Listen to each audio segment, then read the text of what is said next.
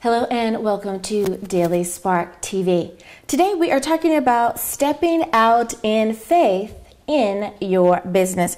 My guest today is Sharon Gel. She's an author, an entrepreneur, and also works in ministry. Sharon is a wife and a mother as well. She has her BSW, her MSW, and her own unique amusement business. Sharon aids in teaching at the youth ministry at her church. She also serves as a business coach for many startup businesses. Now, before we get started, hello and welcome to the show. Thank you so much for having me on the show today. It's such an honor. I'm so glad to be able to kind of pick your brain about so many different topics today, dealing with business and dealing with ministry as well. Before we do that, though, I want to know a little bit more about you. We always talk about the accolades that we have and our degrees and all of that, but who do you say you are in your own words? In my own words, I would like to say that I'm just a follower of Jesus Christ. I am a woman who's completely sold out to the Lord, and I'm just living a purpose-driven life. I'm living the life that I believe that God has called me to live, and I'm just a child of the Most High.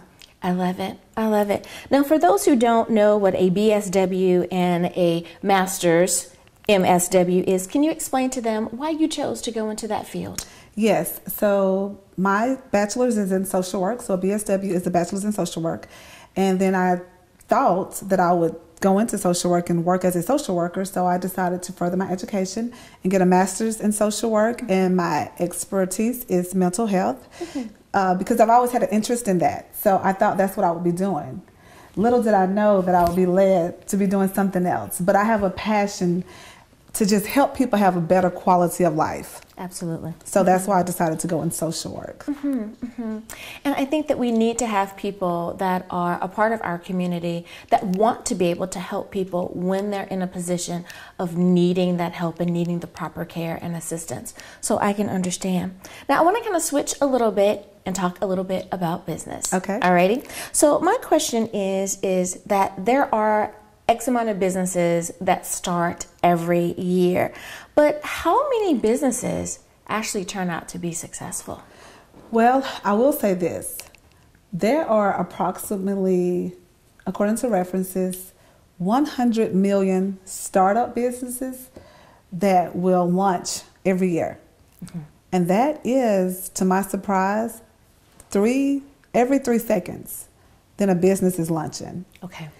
So now that's not the same number when it comes to a successful business. The number drops drastically. It does, yes. Well, within that same vein, so many times we hear about businesses that are categorized as minority businesses or women-owned businesses. How are those categories faring? Are they being successful?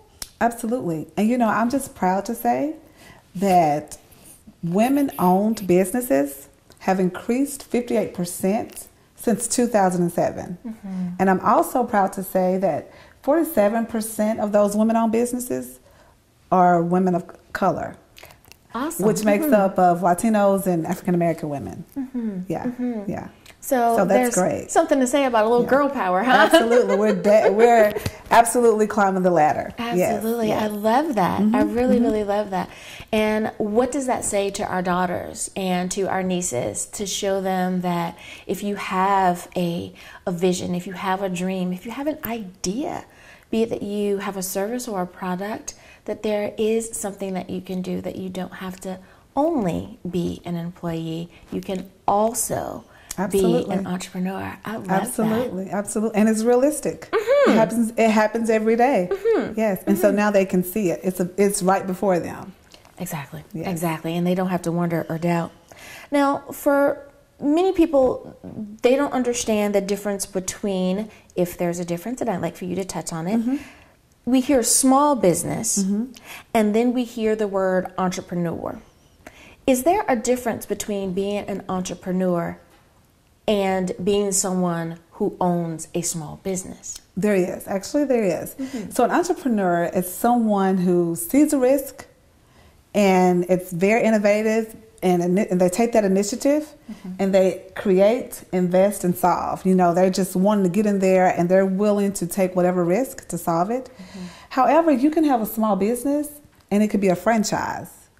Right. Okay. So you could have a franchise and it's not actually your business per se because you didn't create that business. However, it's still your business. And by all means, they both require a lot of hard work.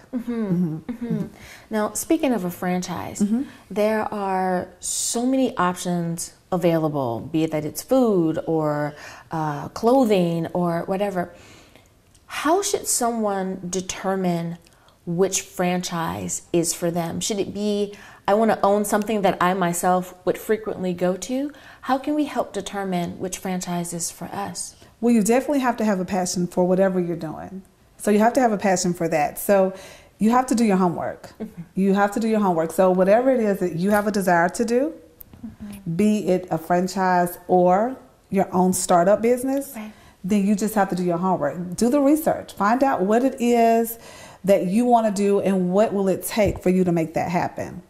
One great thing about a franchise, I would like to say, is that when you own a franchise, then you pretty much are being coached, and every step of the way they will help you. I see. And if you are an entrepreneur, then you're just finding out on your own, pretty much. And like you said, that can be one of the determining factors for some. Oh, yes. I want to be able to have that go-to, to have that resource, to be able to make sure that my business is a success and I do not fail. And I can definitely understand that. Well, it is time for us to go to break. We'll be back right after this. Thank you.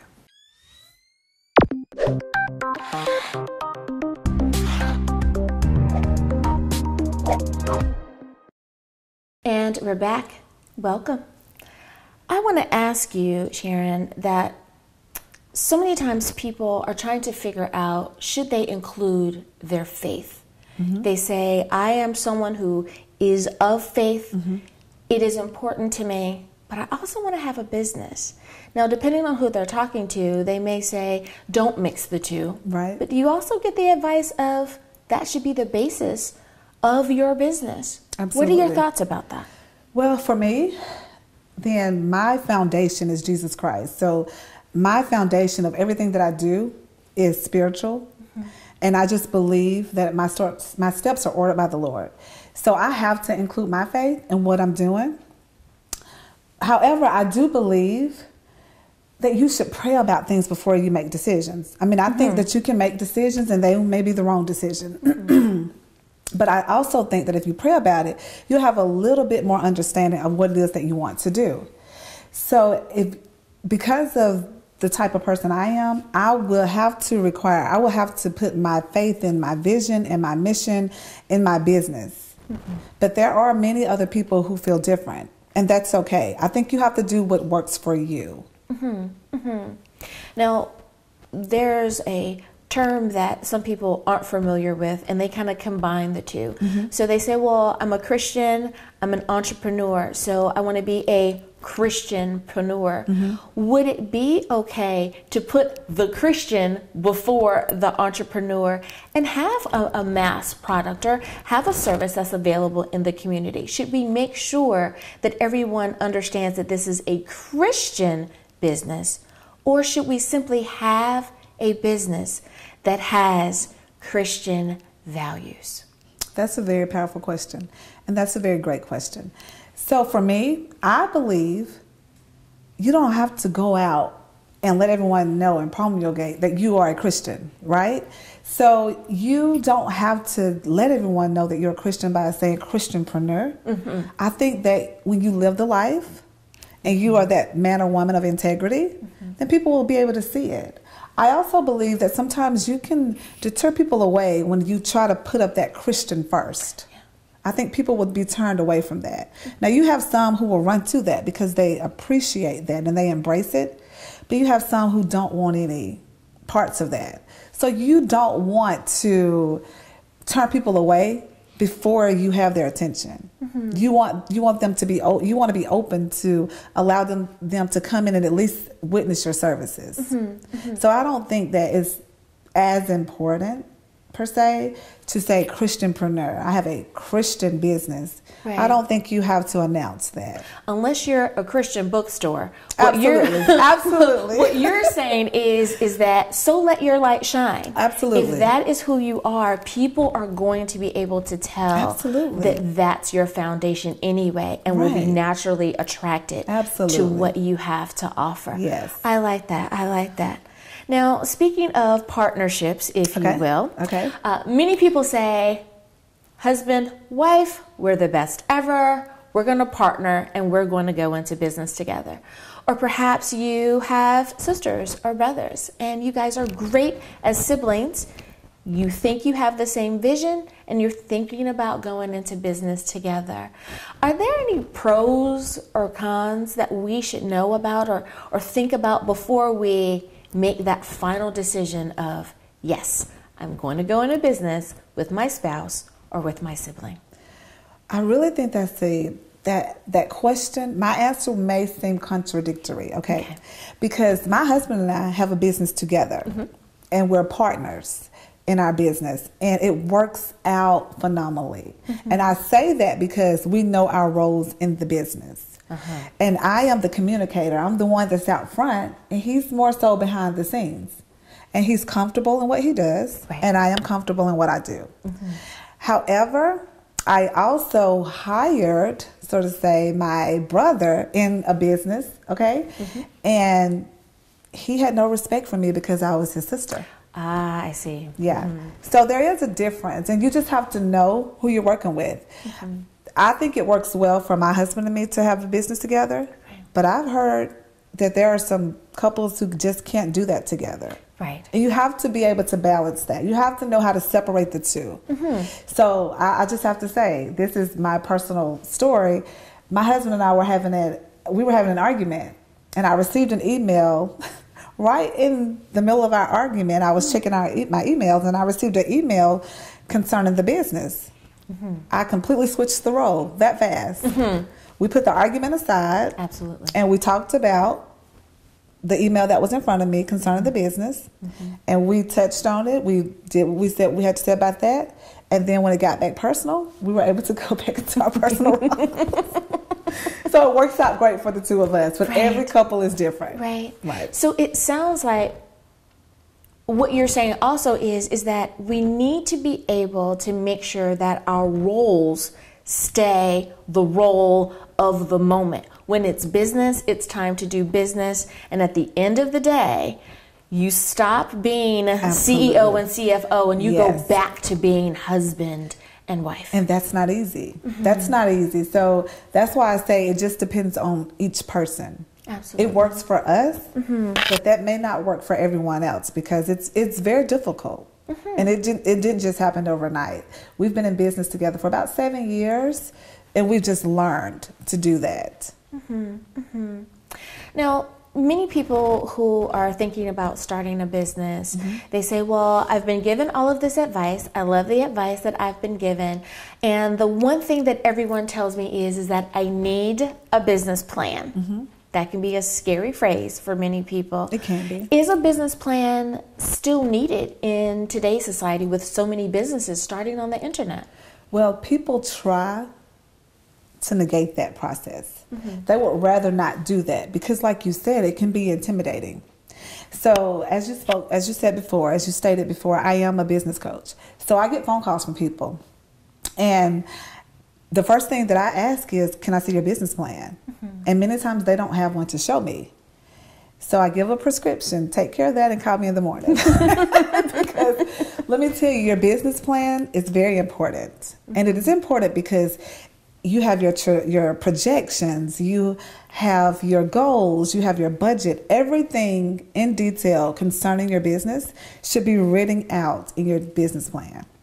And so it keeps you on point, you know, it keeps you stable and it keeps you grounded in your business. And also, so if I'm looking at your business plan, I have to make sure that you have realistic goals.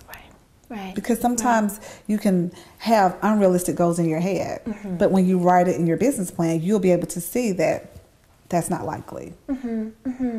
Awesome point. Well, we need to take a short break, but don't worry, we're going to continue this great conversation. We'll be back.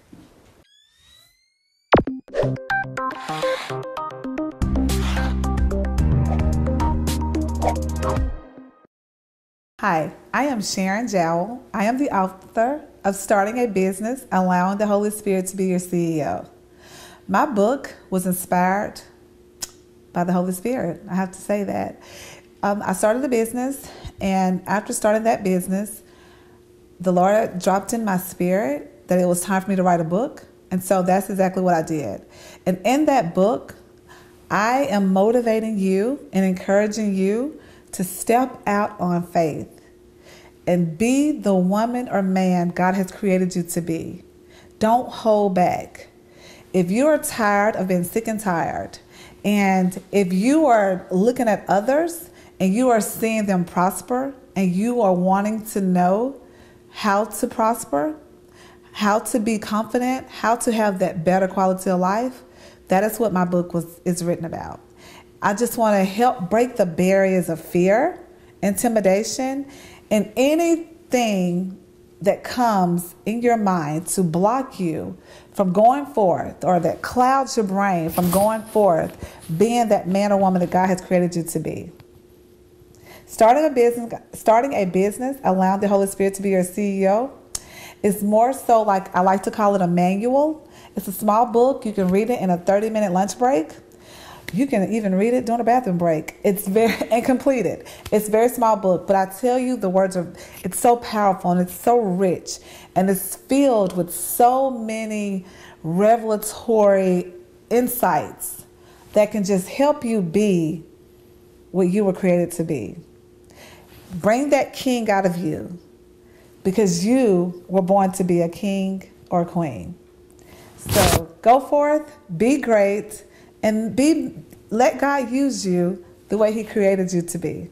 God bless.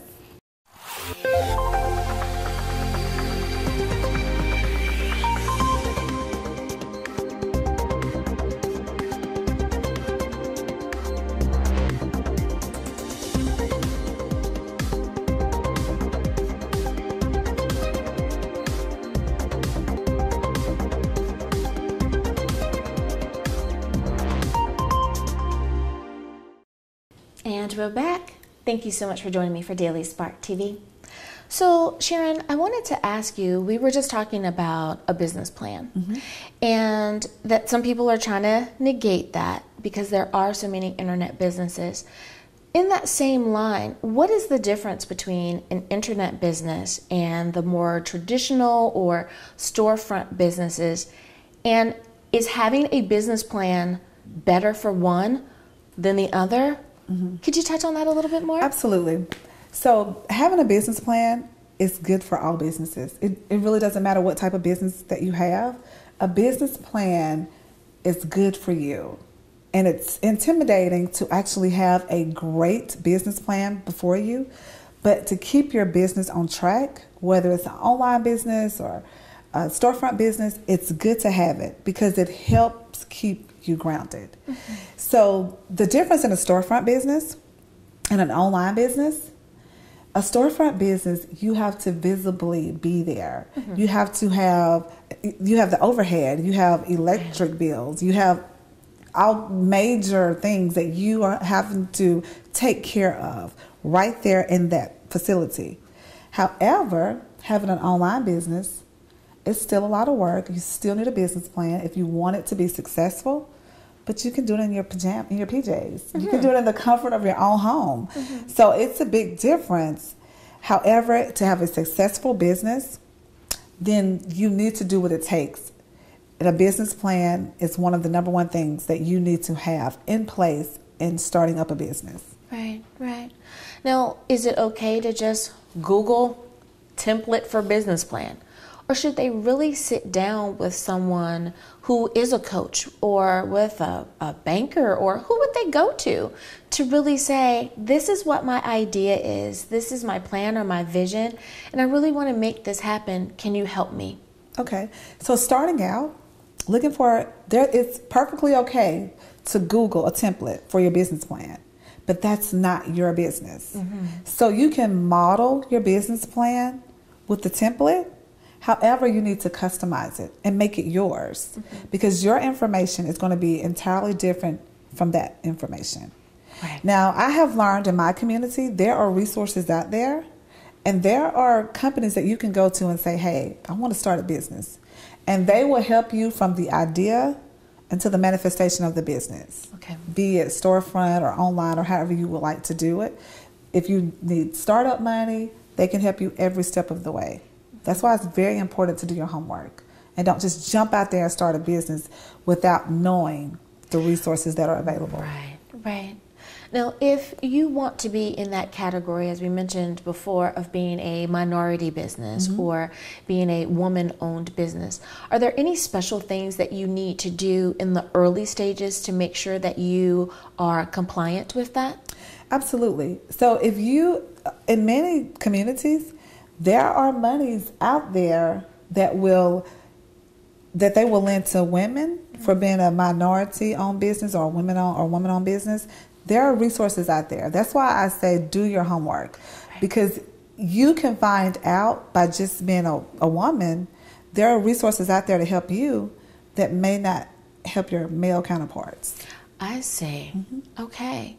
So if you are someone who is in one of those categories, is it still okay to put in bids with the city or to compete on the larger scale with businesses that don't fall into that category? Absolutely, yes. Because you have to look at yourself as your equivalent to those bigger businesses. Like I said, you have to always be realistic, and you have to set goals that are achievable. However, but it does not make your business any less because it's minority owned or a woman owned business. You can bid with male counterparts or bigger businesses. There's not a difference when it comes to that. That's good. That's good to know, because someone may be concerned about that. I'm a very small business, or are they going to look at me the same even though I have I'm in this category, or I have this notation? That's good to know. Well, representation is everything. So you can't look at yourself as I'm just a little small business. You have to go in there with the confidence as if you are a big major business. Absolutely. Yes, I love that. Be confident in that. Yes, you have to. That's the way you can make it. I really, really like that. I really, really like that. Now, when it comes to planning, and I think the one thing that most people will agree on is that we need to have a purpose, but we have to be able to articulate our vision. You know, if you don't see it, then how are you going to be able to explain it to someone else? For that person that says, I think I want to be an entrepreneur. I'm tired of my 9 to 5 or whatever time you go to work. You know, I'm tired of that, and I want to step out and I want to do something else. How should one step into their entrepreneurial self? What are the first few steps? That's a good question. The first thing that you would need to know is be aware of your passion. Many people say, I want to be an entrepreneur. Well, what is it that you like to do? I don't know. Well, what is it that you want to, what business would you like to start? I don't know. Well, you need to know that, because you may say you want to be an entrepreneur and you may go out and sell pillows, and that may not be your passion. And I can guarantee that you won't do well in that. You have to have a passion for what you're doing. So it's really going back, and this is a prayer that I always say, God expose me to me. God allow me to see what's in me so that, I can bring it into fruition. Absolutely. So if you don't know what's in you, then you won't know how to bring it out of you. So it's good to do some self-checks and to go in and ask the Lord to reveal to you what is it that you want to do, so that you'll know. I think that is amazing. If there was just one word that you could share with someone who is right there and they need that gentle, loving, kind push to go ahead and step out, what would that word be? Courage. Courage. Mm-hmm. I love it. Yeah. Have the courage. You have to. Well, Sharon Gel, thank you so much for being having on Daily me. Spark TV Thank today. you. And thank you for tuning in. I hope that I have inspired you, enlightened you, and empowered you. Until next time, everyone. Bye-bye.